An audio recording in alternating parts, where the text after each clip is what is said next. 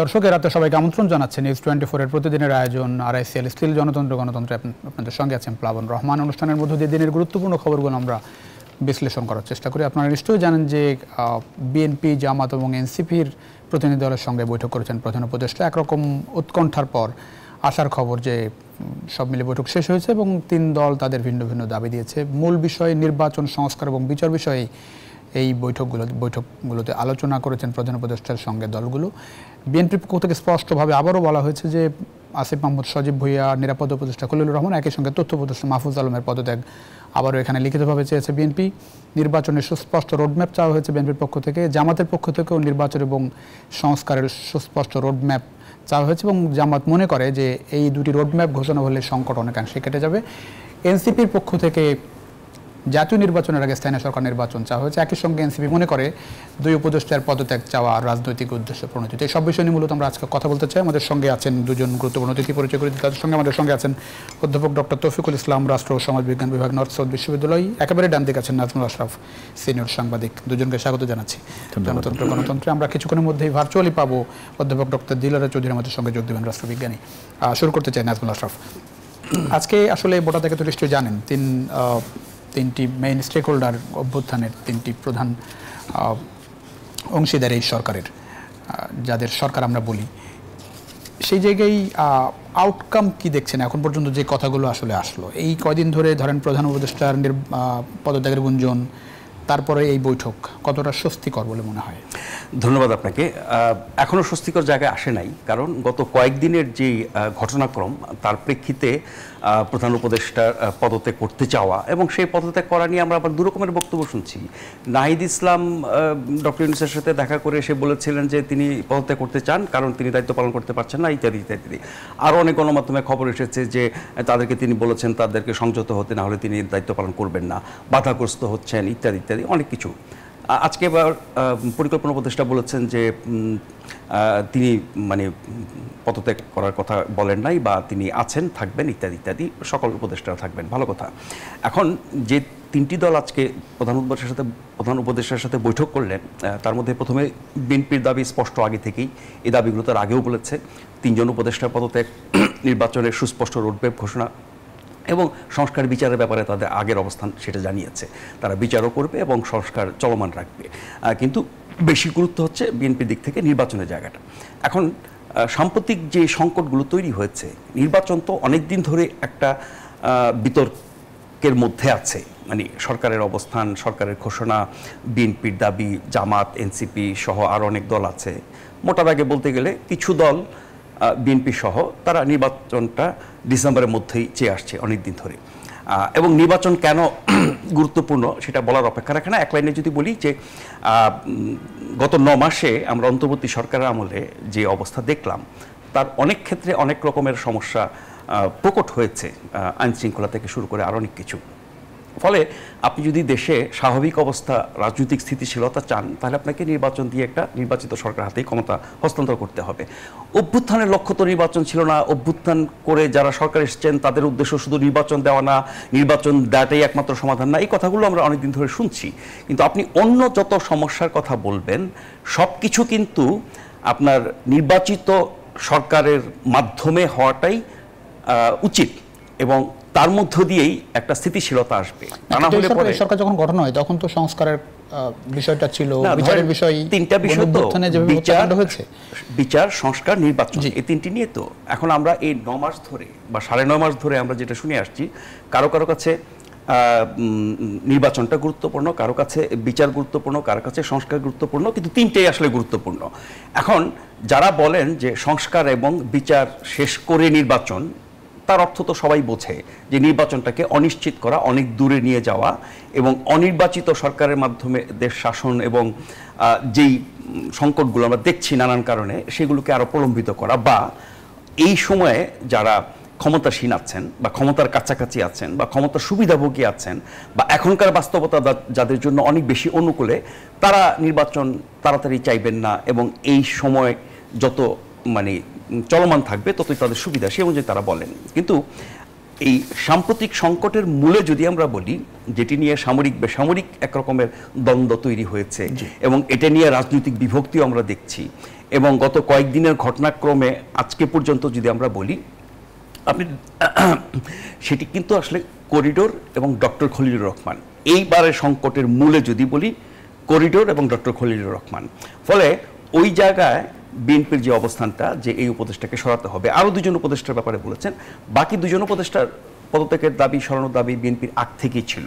এখন ডক্টর মোহাম্মদ ইউনূসের মতো একজন ব্যক্তি, তিনি যে ক্যাবিনেট বা উপদেষ্টা পরিষদ চালাচ্ছেন, সেখানে কার কি ভূমিকা এবং কে কতটা দায়িত্বশীল আচরণ করছে, কথা বলছে, কাজ করছে, আপনার সামাজিক মাধ্যমে, গণমাধ্যমে, বিভিন্ন অনুষ্ঠানে কি ধরনের বক্তব্য দিচ্ছে, তার কি প্রতিক্রিয়া হচ্ছে, সেগুলো দেখভাল করার, সেগুলোর তত্ত্বাবধান করার দায়িত্ব তো প্রধান উপদেষ্টা। কিন্তু প্রধান উপদেষ্টা, কোন কোন উপদেষ্টা, বিশেষ করে ছাত্র উপদেষ্টাদের ক্ষেত্রে উনি এতই অন্ধ যে তাদের মানে ব্যাপারে তিনি কখনোই কিছু করেন নাই বা বলেন নাই, বললে পরে তারা এরকম আচরণ করতো না। আপনি অভ্যুত্থানকারী নেতৃত্বের অংশ হিসেবে সরকারে আছেন, ভালো কথা, কিন্তু আপনি যখন সরকারে আছেন, উপদেষ্টা হয়েছেন, খুবই গুরুত্বপূর্ণ রাষ্ট্রীয় দায়িত্ব, সেখানে থেকে আপনার কি করা উচিত, কি বলা উচিত, তার কি প্রভাব পড়তে পারে, এবং আপনি সকল দলের সমর্থনে গঠিত একটি সরকার, আপনি সেই সরকারের থেকে সকল দলের প্রতি যদি সমান মনোভাব, সমান আচরণ, সমান গুরুত্ব না দেন, এখানে যদি আপনি বৈষম্য তৈরি করেন, তাহলে কিন্তু রাজনৈতিক সংকট তৈরি হবে। সেই সংকটেরই আমরা চূড়ান্ত রূপ বা আপাতত শেষ রূপ আমরা এখন দেখি। অনেক ধন্যবাদ ডক্টর তৌফিকুল ইসলাম। যে সংকটের কথা নাজমুল ইসলাম বলছিলেন, যে প্রধান উপদেষ্টার যেটি বলা হচ্ছে যে ছাত্র উপদেষ্টাদেরকে একটু অন্য চোখে দেখা, একটু বেশি গুরুত্ব দেওয়া, নিরপেক্ষতা এরই মধ্যে বিএনপি প্রশ্ন তুলেছে, এবং এর আগে তিনি উপদেষ্টা পদত্যাগ করেছে, আজকেও সেই দাবি জোরে সোরে লিখিতভাবে জানিয়েছে এবং প্রেস ব্রিফিংয়ে সেটিও বলা হয়েছে। কতটা সংকটের সমাধান বলে মনে হয় এই বৈঠকের পরে? আমার মনে হয় যে গত দুদিন যাবৎ যেরকম মনে হয়েছিল যে ঘোলাটে পরিস্থিতি, আমার মনে হয় যে আজকে যেহেতু আইস মেল্টিং হয়েছে, যে আলোচনা হয়েছে, সেটা আমার মনে হয় যে সুন্দর আলোচনার মাধ্যমে একটা সলিউশনের দিকেই যাচ্ছে। আর যে কথাগুলো আমার সম্মানিত সহ আলোচক বলেছেন সেটা আমি রিপিট করতে চাই না। ইনফ্যাক্ট হচ্ছে তিনটা জিনিস কিন্তু সিমালটেনিয়াস চলতে পারে: বিচার, সংস্কার, নির্বাচনের প্রস্তুতি এবং একটা রোড ম্যাপ দেওয়া। এটার জন্য কিন্তু আলাদা আলাদা টাইম ফ্রেমের প্রয়োজন নাই, সিমালটেনিয়াস চলতে পারে। আর যেটা হচ্ছে যে বাংলাদেশ জাতীয়তাবাদী দল বিএনপি সহ যে দলগুলো চাচ্ছে কি ডিসেম্বরের মধ্যে নির্বাচন, আর প্রধান উপদেষ্টার বক্তব্য ছিল জানুয়ারি থেকে জুনের মধ্যে, ডিসেম্বর থেকে জুনের মধ্যে। তফাৎটা কিন্তু খুব বেশি না, আপনি দেখেন আর মাঝে রোজাও আছে। সো আমার মনে হয় একটা রোডম্যাপ দিয়ে দিলে, যেহেতু ডিসেম্বর বলেছে, সেটা যদি জানুয়ারি ফেব্রুয়ারিতে হয় সেটা যে বড় অপরাধ হয়ে যাবে তা কিন্তু না, কিন্তু একটা রোডম্যাপে আসতে হবে। এই রোডম্যাপটা দিতে অসুবিধা কি দেখেন? মানে এটা সরকারের পক্ষ থেকে অনেক দিন ধরে বিএনপি এটা নিয়ে বলছে, এটা দিলে তো অনেকটা সরকারও আসলে বলতে পারে যে আর কোনো ঝামেলা নাই। এক্স্যাক্টলি, সেটা দিলেই তো, সেই প্রশ্নটা তো সেখানে, সেটা কেন দেওয়া হচ্ছে না? সেটা অবশ্যই দেওয়া উচিত, যেটা আমাদের সম্মানিত সহ আলোচক ইতিমধ্যেই এই কথাটা বলেছেন, আপনার কথায় এসেছে। একটা সিগনিফিকেন্ট বিষয় বলি, আজকে এনসিপি যে প্রেস ব্রিফিং করেছে দুপুরে, সেখানে তারা এই প্রথম সংস্কার, বিচার এবং নির্বাচনের রোডম্যাপ চেয়েছে, নির্বাচনটা অ্যাড হয়েছে, একটু গুরুত্ব সহকারে এসেছে। জামাতের পক্ষ থেকে আজকে যে রাতে প্রেস ব্রিফিং হলো, সেখানে জামাতও বলেছে যে সংস্কার বিচারে দ্রুত রোডম্যাপ, সংস্কার, এই রোডম্যাপ তারাও আসলে চায়। আসলে আমি যেটা বলবো যে আমরা আসলে জাতিগত, তারপর আমরা প্রেস সচিব যে কথা বললো, সেখানে রোডম্যাপের বিষয়ে আসলে স্পষ্টভাবে কিছু আমরা দেখেন জাতিগতভাবে খুবই আবেগপ্রবণ, আমরা খুব দ্রুত নেগেটিভে চলে যাই, খুব দ্রুত পজিটিভ হয়ে যায়, আমরা খুব দ্রুত ফ্ল্যাকচুয়েট করি। এই ব্যাপারগুলো আসলে আমাদের মধ্যে আছে। আমি লক্ষ্য করেছি যে আমি যেদিন থেকেই বুঝতে শুরু করেছি রাজনীতি, দেখলাম যে আমরা খুব দ্রুত ফ্ল্যাকচুয়েট করি। আমরা একজন সম্পর্কে খুব দ্রুত পজিটিভ হয়ে যায়, আবার হুট করে একটা ঘটনাই নেগেটিভ হয়ে যায়। আসলে সত্যিকার অর্থে দেখেন যে এটা বাংলাদেশ জাতীয়তাবাদী দল বিএনপির বরাবরই একটা স্ট্যান্ড পয়েন্ট ছিল রোড ম্যাপের জন্য, নির্বাচনের জন্য, এবং পাশাপাশি বিচার এবং সংস্কার কিন্তু দুটোই চলতে পারে, এবং সেটার কথাও বলা হয়েছে। সেটা অন্তর্বর্তীকালীন সরকারের পক্ষ থেকে যদিও বলা হচ্ছে, আমি একই কথা পুনরাবৃত্তি করতে চাই না যে আমরা শুধু নির্বাচনের জন্য আসিনি। নির্বাচন হচ্ছে গণতান্ত্রিক প্রক্রিয়ায় ফিরে যাওয়ার জন্য সবচাইতে পূর্বশর্ত আমি বলবো, এবং সেটা তো ফিরে আসতেই হবে, নয়তো তো আমরা গণতান্ত্রিক ব্যবস্থায় এই যে ফ্যাসিস্ট যে ছিল অনির্বাচিত একটা সরকার যে জগদ্দল পাথরের মতো ছিল, সেটা থেকে তো আমরা রেস্কিউ করতে পারবো না, আমরা আসলে পূর্ব অবস্থায় মতোই থেকে যাব। তো সত্যিকার অর্থে আমি যেটা বলবো যে আমরা হুট করে কারো সম্পর্কে চরম নেগেটিভ হয়ে না যাই। যেটা হয়েছে, সম্মানিত সহ আলোচকের কথা একটা এসেছে, সামরিক এবং বেসামরিক মানুষের মধ্যে ভুল বোঝাবো, যে আসলে সামরিক প্রধান হিসাবে এটা কিন্তু আমি বলবো এটা ওনার দায়িত্ব না, এবং এটা উনি প্রেস মিডিয়াতে বলতে পারেন না যে এত তারিখের মধ্যে নির্বাচন হওয়া উচিত। এই কথাটা আসবে প্রধান, আমার মনে হয় যে বর্তমান অন্তর্বর্তীকালীন সরকারের যিনি প্রধান উপদেষ্টা আছেন অথবা নির্বাচন কমিশন এই কথাগুলো বলতে পারে।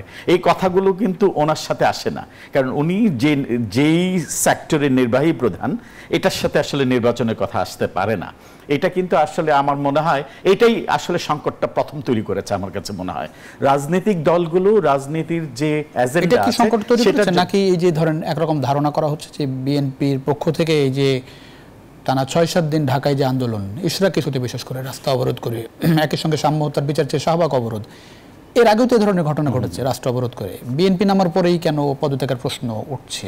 আসলে বাংলাদেশের সবচাইতে বৃহৎ বিরোধী দল হচ্ছে, আমি বলবো যে বিরোধী দল নাই, অবস্থায় সবচাইতে বড় দল হচ্ছে বিএনপি, এবং গত 16-17 বছর সবচাইতে বেশি নিপীড়ন নির্যাতন হয়েছে বিএনপির উপর। স্বাভাবিকভাবেই বিএনপির যে চাওয়াটা এটা যৌক্তিক, এবং বিএনপির রাজনৈতিক স্ট্যান্ড পয়েন্ট থেকে যে ধরেন পদত্যাগের ইস্যু বলেন, নির্বাচনের কথা বলেন, আবার আপনি যদি দেখেন ইশরাক হোসেনের যে ইস্যুটা ছিল, ওইদিকে সাম্য হত্যাকাণ্ডের বিচার, এইটা বিএনপির স্ট্যান্ড পয়েন্ট থেকে রাজনৈতিকভাবে যেটা করছে আমার মনে হয় যে এটাই স্বাভাবিক। এটা হয়তো মানুষ বলতে পারে জনগণের জন্য এটা ভোগান্তি হচ্ছে, রাস্তায় হচ্ছে, এই কথাগুলো কিন্তু আগে বলেনি মানুষ। এটা বিএনপির পক্ষ থেকে যেটা বলা হয়েছে সেটা একটা লেভেল ছিল অন্তর্বর্তীকালীন সরকারকে প্রেসারে রাখার জন্য, নির্বাচন যথাসময়ে দেওয়ার জন্য, এটা একটা রাজনৈতিক কৌশল হতে পারে। কিন্তু আমার প্রশ্ন হচ্ছে এর মাঝে একজন সামরিক প্রধান হিসেবে উনি কিন্তু হঠাৎ করে এই মন্তব্যটা করাটা আমার কাছে মনে হয় বিভিন্ন পক্ষ থেকে অনেক ধন্যবাদ। আমাদের সঙ্গে এর মধ্যে যোগ দিয়েছেন অধ্যাপক ডক্টর দিলারা চৌধুরী, রাষ্ট্রবিজ্ঞানী। দিলারা চৌধুরী শুনতে পাচ্ছেন নিশ্চয়ই আপনি আমাকে? জি দিলারা চৌধুরী, আমরা দেখলাম যে গত 2 দিন একরকম উৎকণ্ঠার মধ্যে দিয়ে দেশবাসীর কেটেছে, কারণ প্রধান উপদেষ্টার পদত্যাগের গুঞ্জন ছিল। আজকে তারপরে বিএনপি, জামাত এবং এনসিপির সঙ্গে বৈঠক হলো, এবং সেখানে নির্বাচনের ইস্যুতে রোডম্যাপের বিষয়ে সবাই আসলে বলল, এনসিপি সহ, এনসিপি, জামাত, বিএনপি তো আগে থেকে বলে আসছে 3 দলই আসলে নির্বাচনের রোডম্যাপ চেয়েছে অন্তর্বর্তী সরকারের কাছে। শিগগিরই রোডম্যাপ আশা করেন কিনা? রোডম্যাপটা একটা দেওয়াই উচিত, সে বিষয়ে তো সবাই একমত। আপনার জনগণও চায় যে আপনার একটা, এই সরকারটা তো অভ্যুত্থানের মাধ্যমে এসেছে, সেটা তো ঠিকই, কিন্তু তাদের প্রধান কাজ হলো যে নতুন রাজনৈতিক বন্দোবস্তটার জন্য অভ্যুত্থানটা হয়েছে সেটার একটা পথ তৈরি করে দেওয়া। তার মানে হলো আপনার সংস্কার করা। যে সমস্ত প্রতিষ্ঠানগুলি ভেঙে পড়েছে, সংবিধান থেকে শুরু করে, আর হলো আপনার এই অভ্যুত্থানে যারা মারা গেছে তাদের যারা মেরেছে তাদের একটা বিচার, এবং তারপরে একটা যৌক্তিক নির্বাচন, যে নির্বাচনে সবাই ফ্রিলি ভোট দিতে পারবে। এটাই তো তাদের প্রধান আপনার অবজেক্টিভ বা উদ্দেশ্য। কিন্তু যেটা দেখা গেছে খুবই দুঃখজনক ভাবে যে আজকে 10 মাস কেটে গেছে, 10 মাসের মধ্যে কিন্তু সংস্কার কি হয়েছে আমরা জনগণ জানি না। বিচার প্রক্রিয়াটাও কোথায় গিয়ে আটকেছে, কতখানি অগ্রসর হয়েছে সেটাও আমরা জানি না। নির্বাচন জুনের মধ্যে হবে, মানে সব ব্যাপারে একটা অস্পষ্টতা। এই অস্পষ্টতার জন্যই আপনার এত উদ্বেগ এবং এত আপনার ঝামেলা। তো যেটা আপনার প্রেস ব্রিফিং এ বলেছিল প্রতিষ্ঠানে, যে জনগণকে সঙ্গে নিয়ে তারা সব কাজ করবে এখন থেকে, তো এটা তো আমি সাধুবাদ জানাই। তাই তো করা উচিত। যে কোনো সরকার আপনার নির্বাচিত সরকার, এটাও নির্বাচিত সরকারই আমরা বলবো, কারণ জনপ্রত্যানের মাধ্যমে এসেছে, জনগণকে সঙ্গে নিয়ে তারা কাজ করবে, কিন্তু আমাদেরকে কিন্তু বহু জিনিসই জানা নয়। এবং যেমন ধরেন আপনার করিডোরের কথা, এটা তো আপনার হঠাৎ করে, তাছাড়া ওনাদের খুব দুঃখের সঙ্গে বলছি, ওনাদের উপদেষ্টা যারা আছে তারা এক একজন এক এক রকম কথা বলে। এতেও কিন্তু জনগণের মধ্যে একটা উদ্বেগের, জনগণ এবং পলিটিক্যাল পার্টির ভিতরেও একটা উদ্বেগের জন্ম নেয়। যেরকম ফরেন মিনিস্টার উপদেষ্টা উনি বললেন যে করিডোরের ব্যাপারে আমরা নীতিগত সিদ্ধান্ত নিয়েছি। তার কয়েকদিন পরে আপনার নিরাপত্তা উপদেষ্টা বললেন যে আমরা এটা নিয়ে কোনো আলোচনাই করি নাই। তারপরে আপনার যিনি জলবায়ু উপদেষ্টা উনি 3 দিন না 4 দিন আগে বললেন যে একটা নির্বাচন দেওয়ার জন্য তো আমরা জনগণ আমাদেরকে এখানে আনে নাই। তারপরে আপনার আরেকজন উপদেষ্টা সেদিন বলেছে যে কোনো ফেরেশতা আসলেও এই দেশকে ঠিক করতে পারবে না। তো এই যে উপদেষ্টারা আপনার উল্টাপাল্টা মানে কন্ট্রাডিক্টরি আপনার বক্তব্য দেয়, এতে কিন্তু রাজনৈতিক দলগুলি বিভ্রান্তিতে ভোগে। আজকে যে বৈঠক হলো, এই বৈঠকের ফলে এটার কোনো ইম্প্যাক্ট কি আমরা সামনের রাজনীতিতে দেখবো? মানে 2-1 দিনের মধ্যে ধরেন বিএনপির পক্ষ থেকে খুব স্ট্রংলি 3 উপদেষ্টার পদত্যাগ চাওয়া হয়েছে। আগে যেভাবে বক্তৃতাতে বলেছে, আজকে লিখিতভাবে প্রধান উপদেষ্টাকে নিরাপত্তা উপদেষ্টার পদত্যাগ, একই সঙ্গে আরো 2 উপদেষ্টা, ছাত্র উপদেষ্টা, এনসিপির সঙ্গে যোগাযোগ, একই সঙ্গে ইশরাক কিশোর, সবকিছু মিলিয়ে সেই উপদেষ্টা দুটোর পদত্যাগ চেয়েছে। এটার কোনো ইম্প্যাক্ট কি দেখা যাবে সামনে? বিএনপি এখান থেকে সরবে বলে মনে হয়?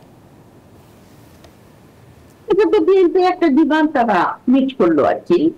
তবে বিএনপিকে আমি যেটা দেখলাম তাদের প্রেস ব্রিফিং এ, তারা আগের পজিশন থেকে সরে আসেনি। পজিশনটা কিন্তু একই আছে যে সংস্কার যদি পুরোপুরি না, আমরা বলছি না যে সংস্কার সবই হতে পারবে, আমি এগ্রি করি যে সংস্কার একটা চলমান প্রক্রিয়া, কিন্তু একটা নির্বাচন করার জন্য যেগুলি মৌলিক সংস্কার সেগুলি তো করতে হবে, তা নাহলে তো নির্বাচনের কোনো মানে নেই। অথবা বিচার, আপনার বিডিআর এর বিচারটা কেন হচ্ছে না, এটা তো আমরা জানতে চাই। এটা তো আমরা জানতে চাই সরকারের কাছ থেকে যে এই বিচারটা কেন হচ্ছে না, আর বিচারের কোন অগ্রসর, কতখানি অগ্রসর হয়েছে, তা না হলে তো আপনার নির্বাচনের রোড ম্যাপ দিতে পারবেন না। কারণ আমরা জনগণ মেনে নেব না সেই নির্বাচন সংস্কার এবং বিচার ছাড়া।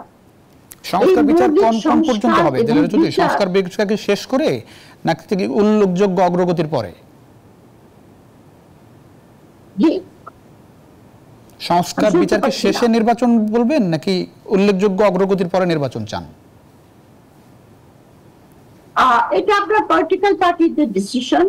তবে আমি ব্যক্তিগতভাবে মনে করি যে মৌলিক যেটা, একদম মৌলিক যেটা নির্বাচনের জন্য দরকার হবে, যেমন আপনার সংবিধান, যেমন আপনার জুডিশিয়ারি, ব্যুরোক্রেসি, পুলিশ, এদেরকে ছাড়া আপনি নির্বাচন করতে পারবেন। যতক্ষণ পর্যন্ত এদেরকে আপনার পুরোপুরি আপনার নিউট্রাল পজিশনে আনতে পারবেন, ততদিন পর্যন্ত আপনার নির্বাচন, বিশেষ করে আমাদের দেশের নির্বাচনে টাকার খেলা হবে, খুশির খেলা হবে, ইত্যাদি ইত্যাদি। সুতরাং মৌলিক সংস্কারগুলি করতে এত দেরি লাগারও কিন্তু কথা নয়। জি, অনেক পরিষ্কার। একেবারে আমরা একটা বিরতিতে যাচ্ছি, নিশ্চয়ই আপনার কাছে আবারও আসবে। একটা ছোট্ট বিরতির সময় হয়েছে দিলারা চৌধুরী। দর্শক, ছোট্ট বিরতিতে যাচ্ছি, ফিরছি কিছুক্ষণের মধ্যেই, আশা করি সঙ্গে পাচ্ছি আপনাদের বিরতির পর। দর্শক, আবারও স্বাগত জানাচ্ছি আরআইএসএল স্টিল জনতন্ত্র গণতন্ত্রের সঙ্গে আছেন প্লাবন রহমান, নাজমুল আশরাফ। বিএনপি তো 3 উপদেষ্টার পদত্যাগের কথা এই কদিন ধরেই বলছে, আজকে লিখিতভাবে দিল। কতটা গুরুত্ব বহন করে বিএনপি এখান থেকে সরবে বলে মনে হয় কিনা? আমার মনে হয় না সরবে, এবং সরা উচিত না। কারণ যে 3 জনের পদত্যাগ চেয়েছে তার প্রত্যেকটার পেছনে একদম খুব শক্ত কারণ আছে।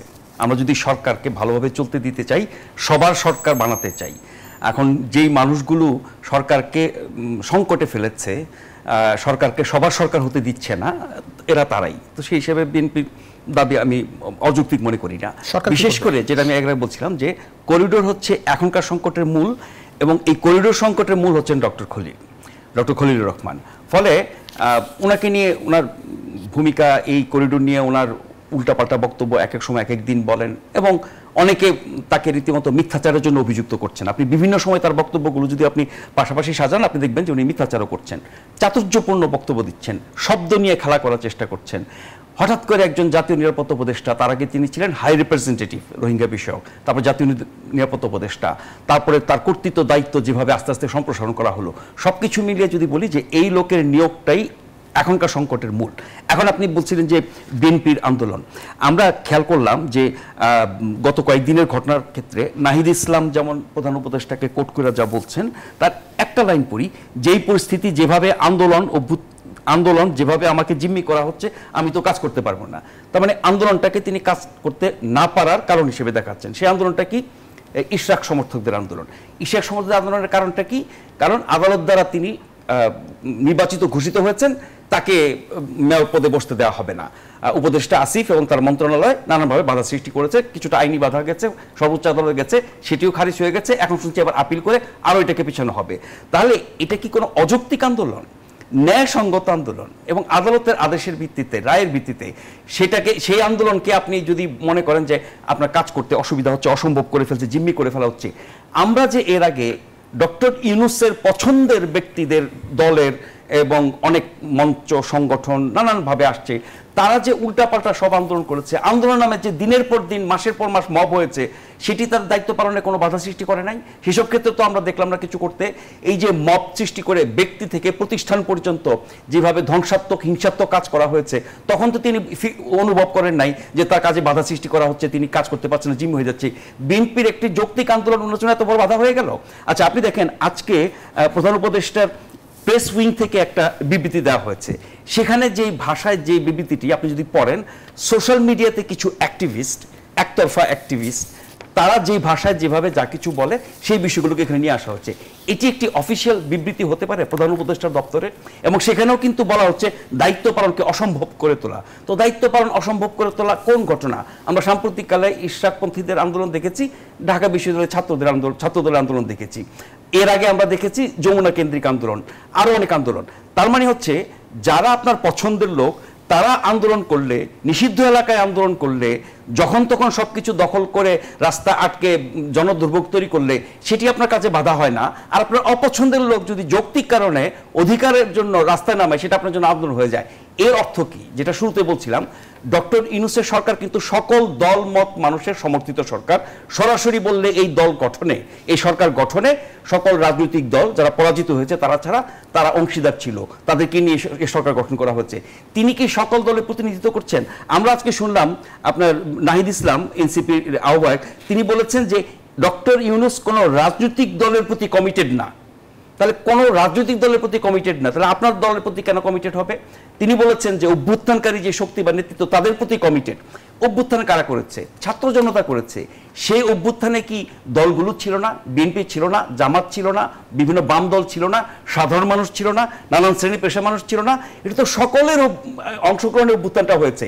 তা আপনি সকলকে যদি সমান চোখে না দেখেন, সকলের প্রতিনিধিত্বকারী সরকার হিসেবে আপনি না থাকেন, এক চোখা থাকেন, কোনো একটি পক্ষের প্রতি অন্ধত্ব থাকে, কোনো একটি দলের প্রতি আপনার বিশেষ দুর্বলতা থাকে, এবং এখনো পর্যন্ত আপনি মনে করেন যে ছাত্র নেতারাই আপনাকে ওখানে বসিয়েছে, আপনি ছাত্র নেতাদের কথায় উঠবেন আর বসবেন, তাহলে তো আপনি সবার সরকার হতে পারবেন না। তার মতো যে ব্যক্তিত্ব আন্তর্জাতিক মানের, এত সম্মানিত, আমরা এত গৌরব করি, আপনার গর্ব করি, সেই মানুষটা কেন এরকম এক চোখা একতরফা হবেন এবং বিএনপির মতো এত বড় দলের প্রতি আমার বিমাতা আচরণ করবেন? তাহলে তো সংকট আরো তৈরি হবে, সামনে আরো বাড়বে। জি, অনেক ধন্যবাদ ডক্টর তৌফিকুল ইসলাম। ইশরাক ইস্যু এখন যে বাস্তবতার মধ্যে আছে এবং যে সংকটের মধ্যে আমরা আছি, এই বৈঠকের পরে কি এই সংকট আর থাকা উচিত বলে মনে করেন? সমাধানের দিকে কিভাবে যাবে? যেটি বলছিলেন যে আপিলের মাধ্যমে এটি আরো পিছিয়ে দেওয়ার বলে মনে হচ্ছে। আপিল করলে সংকট আরো ঘনীভূত হবে আমার কাছে মনে হয়। যেটা ইতিমধ্যে সমালোচক বলেছেন যে কথাটা আসলে হচ্ছে সরকার হচ্ছে সবার সরকার, এবং আপিল করলে তো আমি বলেছি যে সংকট আরো ঘনীভূত হবে। যেটা সমাধান হয়ে গেছে এবং মহামান্য আদালত একটা রায় দিয়েছে, রায়ের এগেনিস্টে যখন আবার এটাকে নির্বাচন কমিশনারের দোহাই দিয়ে আবার এটা সংকট তৈরি করেছে, সেটারও কিন্তু সমাধান হয়েছে। এটা আবার আপিলে নেওয়া মানে হচ্ছে সংকটকে আবারও ঘনীভূত করা। এটা হচ্ছে যে ব্যাপারটা হচ্ছে নিজের পা দিয়ে খোঁচা দিয়ে আবার ঝগড়া করা, ব্যাপারটা কিন্তু এই। আমরা আসলে কি চাই? আমরা তো চাই যে অন্তর্বর্তীকালীন সরকার এটা সবার হয়ে কাজ করবে, যেটা সমালোচক ইতিমধ্যে বলেছেন যে অন্তর্বর্তীকালীন সরকার কোনো রাজনৈতিক দলের মুখপাত্র হবে না, কোনো রাজনৈতিক দলের পৃষ্ঠপোষকতা করবে না। আজকে বিএনপি কেন আজকে 10 মাসের মাথায় 3 জন উপদেষ্টার পদত্যাগ চেয়েছে? নিশ্চয়ই এর পেছনে কারণ আছে। এটা তো হঠাৎ করে চায়নি, এটা তো এতদিন চায়নি। কারণ যখনই জিনিসটা আসলে ভিজিবল হলো এবং সবার কাছে দৃশ্যমান হলো যে কিছু কিছু উপদেষ্টা একটি রাজনৈতিক দলের পৃষ্ঠপোষকতা করছে। যখন এটা জনসম্মুখে চলে এসেছে, দৃশ্যমান হয়েছে, বিভিন্নভাবে প্রমাণিত হয়েছে, সেই তারপর থেকেই কিন্তু বিএনপি এই 3 জন উপদেষ্টা পদত্যাগ চেয়েছে। এখন ব্যাপার হচ্ছে এই 3 জন উপদেষ্টা পদত্যাগ করা শুধু বিএনপির দাবি প্রেক্ষিতে না, এটা কিন্তু জনদাবিতে পরিণত হচ্ছে। কেন হবে? কারণ হচ্ছে যে অন্তর্বর্তীকালীন সরকার নিরপেক্ষভাবে কাজ করে এমন একটা নির্বাচন উপহার দিবে যেটা সবার কাছে গ্রহণযোগ্য হবে।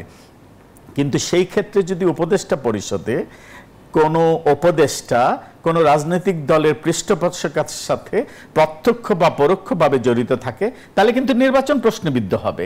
একইভাবে দেখেন, যারা উপদেষ্টাতে আছে তাদের কোনো না কোনোভাবে একটা রাজনৈতিক দলের সাথে সংশ্লিষ্টতা আছে কিছু কিছু উপদেষ্টার, এবং আমরা দেখেছি প্রশাসকও নিয়োগ দিয়েছেন, সেখানে কিন্তু বিএনপি কোনো আপত্তি তোলেনি। এমনও হয়েছে যে বিএনপি বা দলের সাথে সম্পৃক্ততা নেই এমনও মানুষের কিন্তু কিছু কিছু জায়গায় প্রশাসক নিয়োগ হয়েছেন, বিএনপি কিন্তু চাইলে সেটাতে আপত্তি তুলতে পারবে, সেটা করেনি।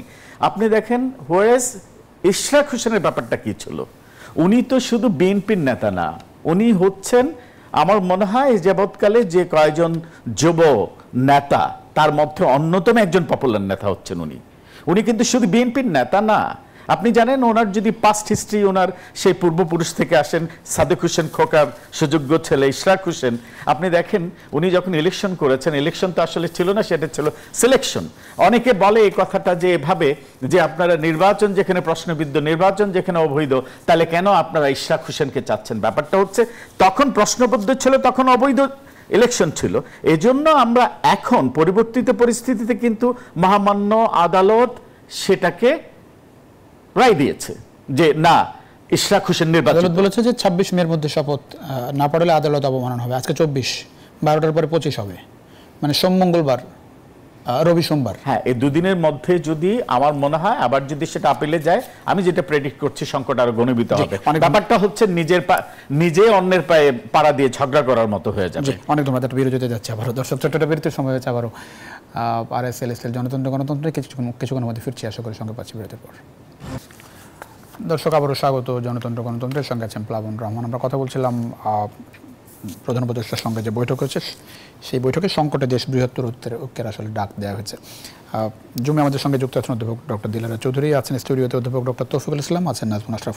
দিলারা চৌধুরী, নিশ্চয়ই শুনতে পাচ্ছেন আপনি। আমি একটু জানতে চাই, এনসিপির পক্ষ থেকে নির্বাচনের রোডম্যাপ দেওয়ার কথা বলা হয়েছে, বিচার সংস্কারের দৃশ্যমান অগ্রগতির কথা বলা হয়েছে। একই সঙ্গে তারা শুরু থেকে যেটি বলে আসছিল, স্থানীয় সরকার নির্বাচন তারা আসলে জাতীয় নির্বাচনের আগে চায়। কতটা যৌক্তিক বলে মনে করেন এখনকার যে রাজনৈতিক বাস্তবতা সেই জায়গায়? না, এই প্রশ্নটা দেওয়ার আগে আমি একটা কথা বলতে চাই। জি জি। এখানে আমরা যেটা শুনছি যে আপনার একটা ঐক্য হয়েছে, সব পলিটিক্যাল পার্টিগুলি একই ডিমান্ড করেছে, কিন্তু এনসিপি যে কথাগুলি বলেছে সেগুলির সঙ্গে তো আপনার বিএনপি বা জামাতের কোনো মিল নাই। যেরকম তারা গণপরিষদের নির্বাচনের কথা বলেছে, তারা কিন্তু পার্লামেন্ট নির্বাচনের কথা বলে। এখানে তো বিএনপির সঙ্গে একটা ডিফারেন্স দেখছি আমি। এখানে তো আমি সেরকম একটা কথা বলবো। আজকে দুপুরে প্রেস ব্রিফিং ছিল, সেখানে জাতীয় নির্বাচন সহ বিচার সংস্কার সব রোডম্যাপ তারা আসলে চেয়েছে আনুষ্ঠানিকভাবে। এই প্রথম, এর আগে এভাবে আসলে বলেনি নির্বাচনের রোডম্যাপের কথা আর কি। এবং এর আগে তারা বলছে যে জাতীয় নির্বাচনের রোডম্যাপ বা তারিখ ঘোষণার পরে আগে স্থানীয় নির্বাচন হয়ে যেতে পারে, কিন্তু তার আগে জাতীয় নির্বাচনের তারিখ ঘোষণা হয়ে যেতে হবে। না, আমি ওখানেই প্রশ্নটা করছি। উনি যখন ব্রিফিং করছিলেন নাহিদ ইসলাম, তখন কিন্তু উনি গণপরিষদের নির্বাচনের কথা বলেছেন, জাতীয় পরিষদের নির্বাচনের কথা বলেন নাই। সুতরাং ওইখানে তো একটা বিরাট ফাটল। আর দ্বিতীয়ত আপনার স্থানীয় নির্বাচনের কথা যেটা বলেছে, সেটা আমার মনে হয় স্থানীয় নির্বাচনের সেরকম রিফর্ম এখনো হয়নি। রিফর্মটা তাড়াতাড়ি করে যদি স্থানীয় নির্বাচন করা যায়, আমার মনে হয় সেটা একটা ভালো উদ্যোগী হবে। কারণ যখন আপনার পার্টি লেভেল নিয়ে জাতীয় নির্বাচনটা হয়ে যায় এবং তাদের একটা পার্টি লেভেল নিয়ে লোকে নির্বাচন করে, এটা আগে আমাদের ছিল না। এটা কিন্তু হাসিনা সরকারই ইন্ট্রোডিউস করে দিয়ে গেছে।